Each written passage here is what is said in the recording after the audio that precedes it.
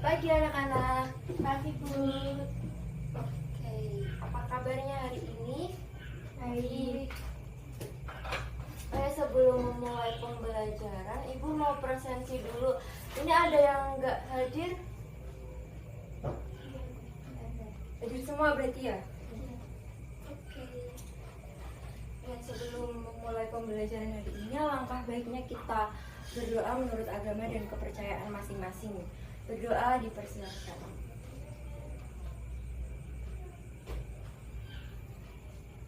Berdoa selesai. Oh ya, materi hari ini itu kita akan belajar tentang permintaan, penawaran, pasar, dan harga. Sebelum memasuki materi itu Ibu mau mengulas deh, minggu kemarin itu kita belajar tentang apa aja sih? Ada yang ingat gak? Apa? Saya Bu. Minggu Apa? kemarin membahas materi produksi, distribusi, konsumsi. Bagus. Terus pengertian dari produksi itu apa? Ada yang mau jawab? Saya Bu. Produksi kegiatan menghasilkan barang atau jasa. Bagus. Terus yang kedua itu ada distribusi. Apa itu distribusi? Ayo, ada yang ingat gak apa itu distribusi? Gak ingat ya? Oke, distribusi itu adalah kegiatan menyalurkan barang dari produsen menuju ke konsumen gitu. Terus yang ketiga, apa itu kegiatan konsumsi? Saya Bu. Apa? Kegiatan menghabiskan memakai dana menggunakan suatu barang atau jasa. Bagus. Nah, berarti minggu kemarin itu kita belajar tentang kegiatan ekonomi yang meliputi 3. Apa aja coba? Produksi, Konsumsi, distribusi. ya. Nah, untuk materi pembelajaran hari ini itu kita juga belajar masih seputar mengenai ekonomi, yaitu permintaan, penawaran, pasar, dan harga. Nah, oh ya, sebelum lanjut ke materi, Ibu akan menjelaskan tujuan pembelajaran kita hari ini itu adalah peserta didik diharapkan mampu mengidentifikasi permintaan, penawaran, pasar, dan harga. Terus dari kita masuk ke materi.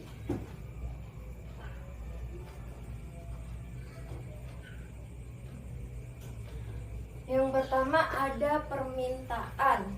Ya, sebelumnya Ibu mau tanya, ada yang pernah beli di pasar nggak? Melakukan pembelian di pasar nggak? Pasti semua udah pernah kan? Apa? Beri contoh deh, salah satunya beli apa? Alat tulis. Alat tulis, terus apa lagi? Tas. Tas, terus apa lagi? Sepatu, ya bagus. Nah, pasti kalian bingung kan, apa sih Bu hubungannya sama materi yang akan kita pelajari hari ini? Nah, hubungannya itu adalah kegiatan yang kalian lakukan seperti membeli tas, membeli baju, membeli alat tulis. Nah, itu merupakan kegiatan yang termasuk ke dalam permintaan.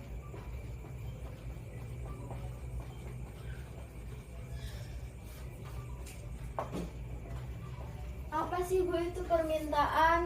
Ada yang tahu nggak apa permintaan? Yang tahu nggak? Nggak tahu ya? Oke, Ibu jelasin. Permintaan adalah jumlah barang yang diinginkan atau dibeli oleh masyarakat. Coba Maya bacain apa itu permintaan. Permintaan adalah jumlah barang yang diinginkan atau dibeli oleh masyarakat. Bagus. Nah, permintaan ini memiliki beberapa faktor. Yang pertama, bentar.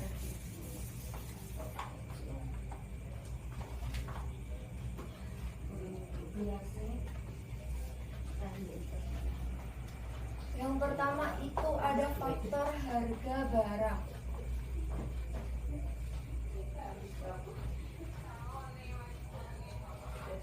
Harga barangnya pasti kalian bingung kan, apa sih Bu hubungannya harga barang dari permintaan. Nah, jadi semisal nih tadi Maya beli peralatan tulis waktu kenaikan semester. Nah, pasti nggak cuma Maya, semua anak sekolah itu pasti membeli alat tulis baru waktu kenaikan kelas atau kenaikan semester lah gitu. Nah, otomatis jika banyak anak yang membeli peralatan sekolah, tentunya juga akan berpengaruh terhadap harga barang. Jadi kesimpulannya, semakin tinggi permintaan, maka akan semakin tinggi juga harga barang tersebut. Terus yang kedua itu ada pendapatan masyarakat.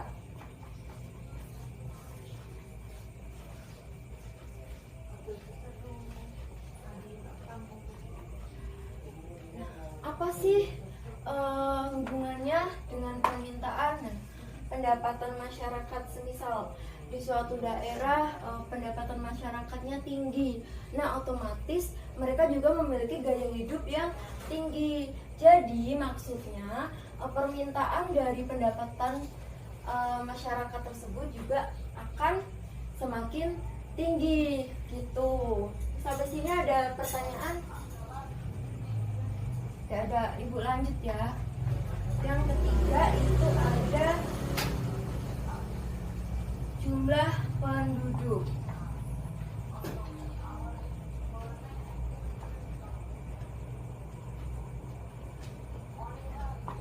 Tidak jauh berbeda dengan pendapatan masyarakat tadi. Nah, semakin jumlah penduduknya tinggi juga akan semakin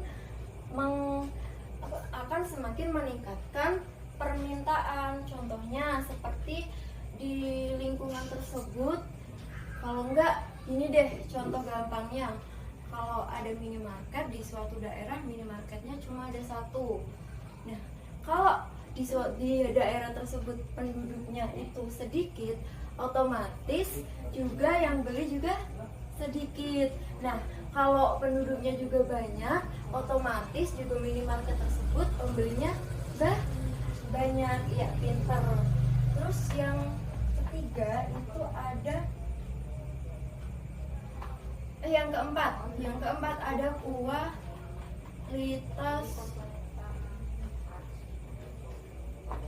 barang. Nah, apa sih Bu hubungannya sama permintaan? Maksudnya adalah jika kualitas barang tersebut bagus, tentunya pasti banyak orang yang beli, dan hal tersebut kan termasuk ke dalam tingginya permintaan. Misal nih ada yang lagi tren, kalau enggak ada yang baju yang bagus banget, bagus, semua orang pasti pengen pada beli kan. Nah, otomatis banyak orang yang beli, berarti banyak juga permintaan dari produk atau barang tersebut.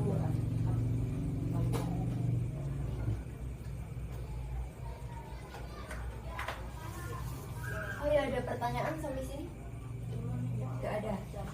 Bu lanjut ya, yang kedua itu ada penawaran.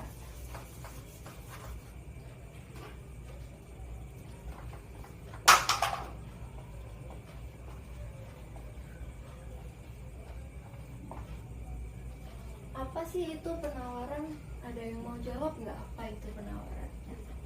Ya, kayak kertas. Menawar harga, menawar barang dengan harga murah. Ya, itu tawar menawar namanya. Kalau penawaran apa? Gak ada yang tahu.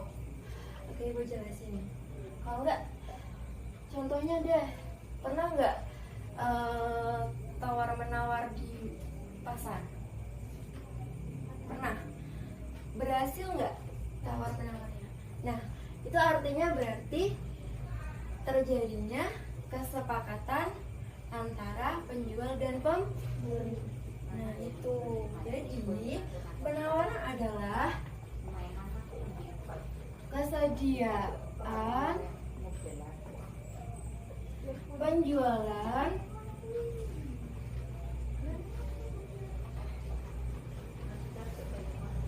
untuk maaf bukan penjualan, kesediaan penjual untuk menjual suatu barang dalam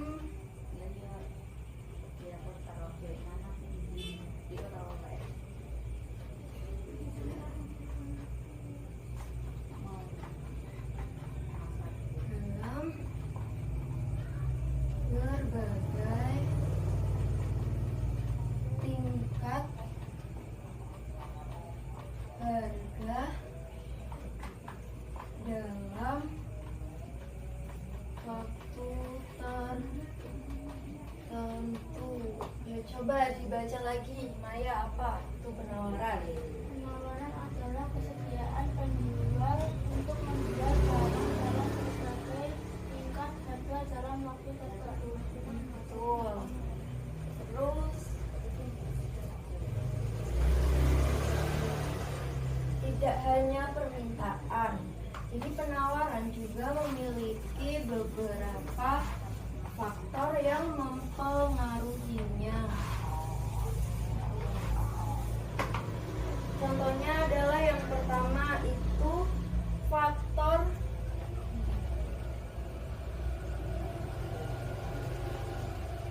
biaya produksi.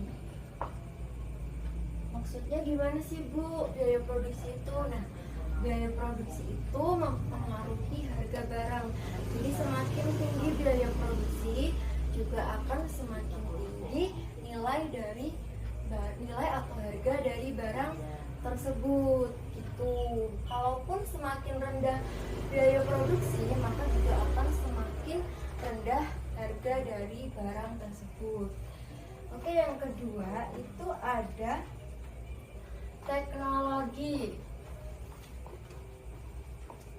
Contohnya apa Bu? Nah, contohnya kayak kalian ini sekarang pada punya HP kan.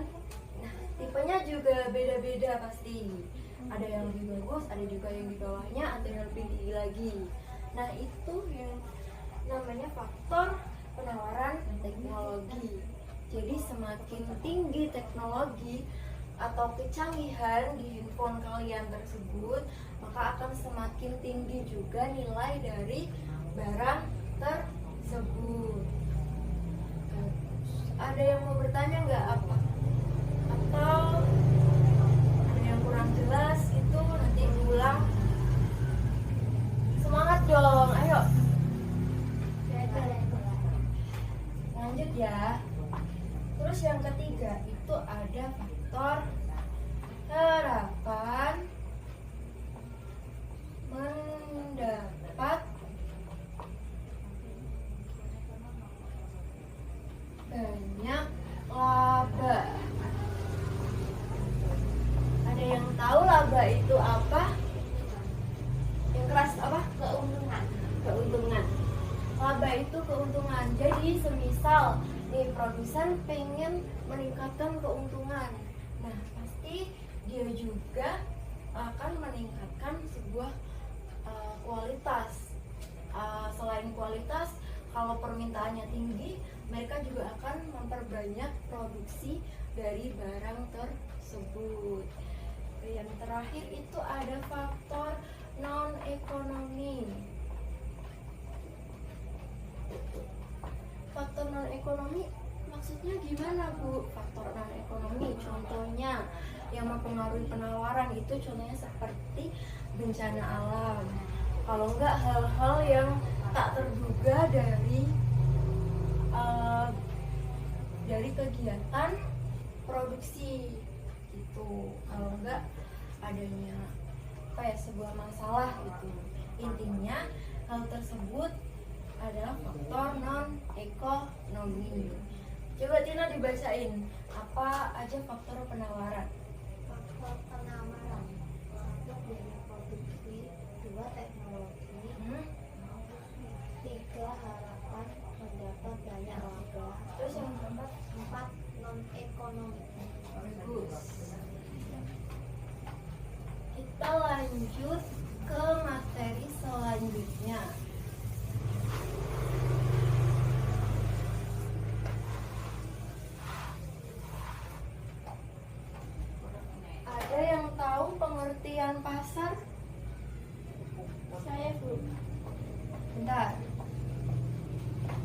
apa? Pasar adalah tempat bertemunya penjual dan pembeli. Terus ada yang mau berpendapat lagi nggak? Saya Bu, pasar adalah tempat untuk membeli kebutuhan hidup sehari-hari. Bagus. Jadi pasar adalah tempat bertemunya. Ini kelihatan nggak kalau ibu Dimas? Kelihatan. Ya. Penjual dan pembeli. Kemudian tadi yang dibilang Resti, pasar adalah tempat untuk memenuhi kebutuhan sehari-hari. Nah, coba Resti dibaca. Pasar adalah tempat bertemunya penjual dan membeli.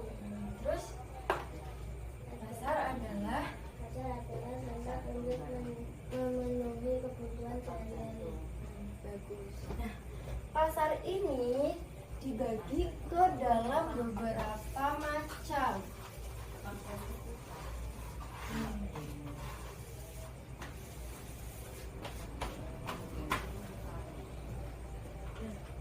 Pasar apa aja sih Bu? Ini.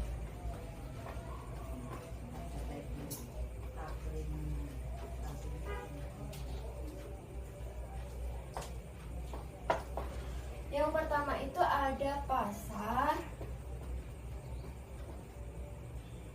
menurut wujudnya. Nah, pasar menurut wujudnya ini dibagi menjadi dua, yaitu ada pasar konkret dan ada pasar abstrak. Nah, ada yang tahu nggak pasar konkret itu apa? Tunjuk tangan.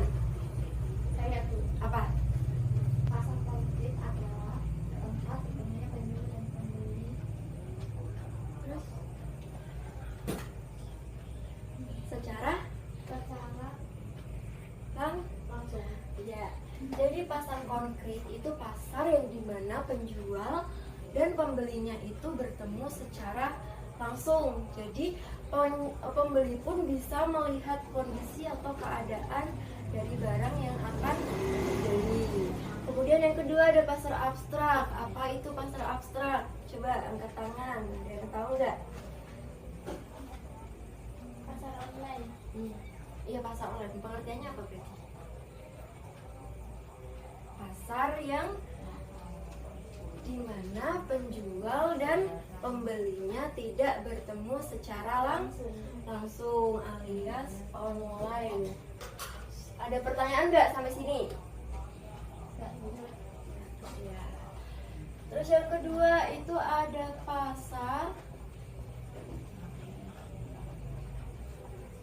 menurut luas jaringan.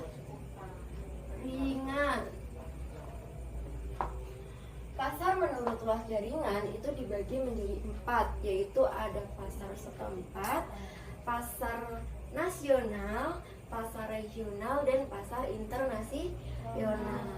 Kalau pasar setempat apa sih Bu? Pasar yang biasa kita kunjungi. Nah, yang ada juga di daerah sekitar daerah tempat tinggal kita. Nah, itu ada pasar setempat. Dan yang kedua itu ada pasar nasional. Nah, pasar nasional ini adalah pasar yang cakupan pembelinya itu dari berbagai atau dari luar daerah, tetapi masih dalam satu lingkup negara. Nah, itu namanya pasar nasional. Dan yang ketiga itu ada pasar regional. Pasar regional adalah pasar yang dimana penjualnya itu dari berbagai daerah, bisa dari luar negeri juga. Itu. Terus yang keempat ada pasar internasional. Pasar internasional itu pasar yang komoditas penjualannya itu yang barang-barang yang tinggi, yang high, yang bagus-bagus gitu istilahnya, yang paling bagus di dunia. Kalau nggak brand-brand yang tinggi gitu intinya. Terus yang ketiga itu ada pasar menurut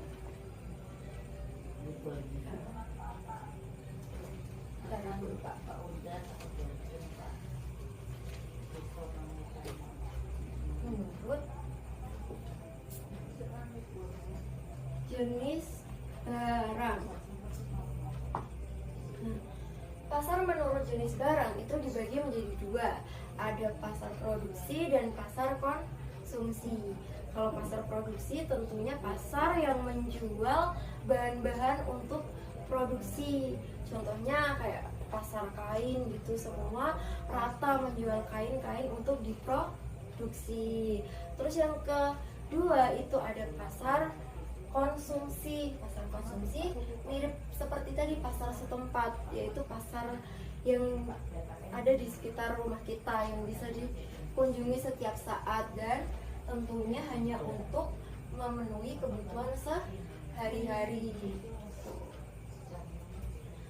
Yang keempat itu ada pasar menurut waktu. Ada yang menyebutin nggak pasar menurut waktu apa aja? Ayo tunjuk tangan. Pasar harian, Pasar harian, pasar bulanan, bulanan, mingguan, terus satu lagi tahunan. tahunan. Iya. Kalau pasar harian itu pasar yang kayak gimana? Iya, pengertiannya pasar yang buka setiap hari. Ya, terus kalau pasar mingguan itu ada pasar apa? Contohnya, contoh pasar mingguan, ayo apa? Nanti ibu tambahin poin deh kalau bisa jawab. Pasar hewan, ya bagus. Terus, oh ya, pengertian dari pasar mingguan itu berarti pasar yang buka setiap 1 minggu sekali. Pintar. Terus pasar bulanan, ayo ada yang mau nyebutin nggak pasar bulanan itu pasar yang kayak gimana? Nggak tahu. Ada pasar bulanan itu pasar yang buka setiap 1 bulan sekali, dan itu biasanya tuh pasarnya ada di lingkungan atau kawasan industri gitu. Jadi pasar tersebut hanya buka 1 bulan sekali, biasanya pada waktu karyawan di kawasan industri tersebut itu gajian gitu. Terus yang kelima itu ada pasar tahunan belum ya? Pasar tahunan ya. Pasar tahunan apa coba pasar tahunan? Pasar malam ya. Terus apa lagi? Pekan Raya di Jakarta. Oh bagus. Jadi pasar tahunan itu pasar yang buka hanya 1 tahun sekali. Yang kelima itu ada pasar menurut organisasinya. Ayo apa coba, ada yang tahu nggak pasar menurut organisasinya? Ada 2 pasarnya. Pasar persaingan sempurna, terus pasar persaingan tidak sempurna. Contoh pasar persaingan sempurna itu pasar yang seperti apa? Ayo. Nah, jadi pasar persaingan sempurna itu yaitu sebuah pasar yang dalam satu wilayah pasar tersebut itu menjual barang dengan harga yang sama. Misalnya di pasar batik gitu. Nah, untuk baju itu harganya 50. Nah, di semua toko di pasar tersebut itu baju dibanderol dengan harga 50 gitu. Misalkan juga celana, kalau celana 60. Nah, semua toko di wilayah pasar tersebut itu juga 60 harganya celananya gitu. Terus yang kedua itu ada pasar persaingan tidak sempurna. Coba gimana sih pasar persaingan tidak sempurna itu? Gak ada yang tahu ya.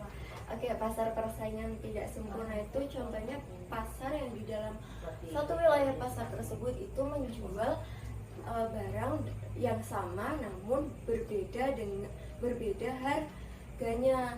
Misalkan pasar apa ya? Oh, pasar Tanah Abang di Jakarta itu banyak banget yang jual baju-baju, gamis-gamis gitu. Semisal di toko A, gamisnya modelnya sama kayak di toko sebelah, tapi di toko A harganya 150, di toko sebelah itu bisa 170. Nah, penjual di Tanah Abang itu berarti tidak memiliki kesepakatan harga gitu. Nah, itu namanya pasar persaingan tidak sempurna.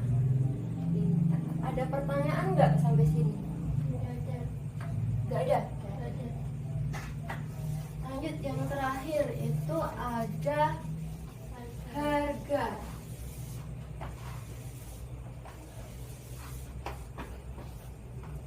Apa sih itu harga? Yang mau jawab boleh tunjuk tangan. Yang tahu nggak apa itu harga? Tina, apa harga? Harga. Nilai.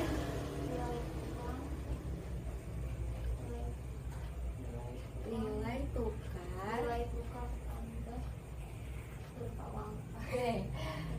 Harga adalah nilai tukar sebuah barang yang dinyatakan dalam bentuk uang. Coba Tina dibaca. Harga adalah nilai tukar sebuah barang yang dinyatakan dalam bentuk uang. Pintar. Terus harga itu bisa disepakati kalau adanya kesepakatan antara penjual dan pembeli. Nah, untuk harga materinya hanya itu. Kita udah selesai materinya. Terus ada yang mau menyimpulkan nggak? Kita hari ini belajar apa? Belajar permintaan, Permintaan, penawaran, terus pasar, harga. iya. Terus untuk pasar, Ibu kasih pertanyaan. Apa sih yang dimaksud dengan pasar abstrak? Ada yang ingat gak apa tadi?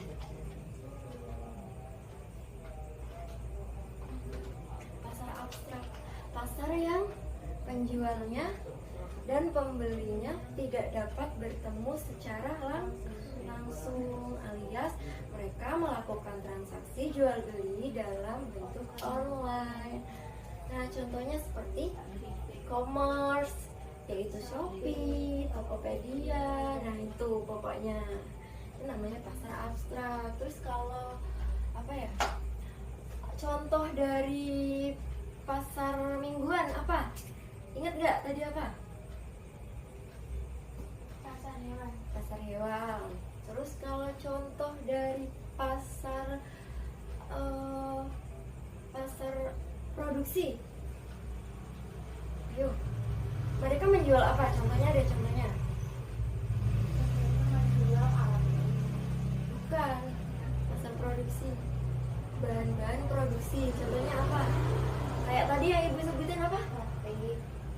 Ya, kain batik, maksudnya kain yang jual. Pasar yang menjual berbagai kain.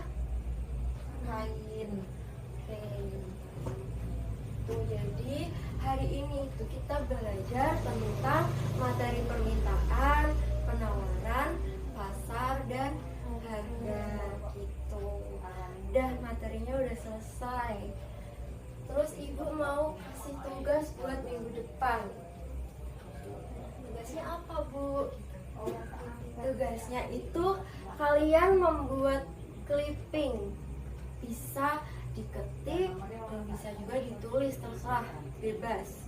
Nah, materinya apa? Materinya tentang materi kita hari ini, yaitu tentang apa? Permintaan, penawaran, pasar, dan harga. Nah, sumbernya dari mana aja? Bisa dari internet, majalah, ataupun buku LKS, paket tuh dijadiin satu. Terserah kalian mau pakai sumber yang apa, yang penting clippingnya disusun sesuai dengan materi kita hari ini, dibuat sekreatif mungkin dan secantik-cantik lah pokoknya. Terus nanti misal udah jadi, dijadiin satu, dijilid, lalu dikumpulin minggu depan. Ada pertanyaan nggak tentang materi atau mau tanya tentang tugas? Ada yang belum paham? Oh ya, tugasnya satu kelas itu dibagi menjadi 10 kelompok. Jadi satu kelompok ada 3 orang. Oke, paham sampai sini? Paham. Materi kita udah selesai, tugas juga udah. Berarti ibu akhiri deh. Sebelum mengakhiri pembelajaran hari ini, alangkah baiknya kita berdoa terlebih dahulu. Semoga ilmu yang kita dapatkan bisa bermanfaat untuk kita semua. Amin. Berdoa menurut agama dan kepercayaan masing-masing. Berdoa dipersilakan. Berdoa selesai. Oke, ibu akhiri. Wabillahi taufiq wal hidayah. Wassalamualaikum warahmatullahi wabarakatuh.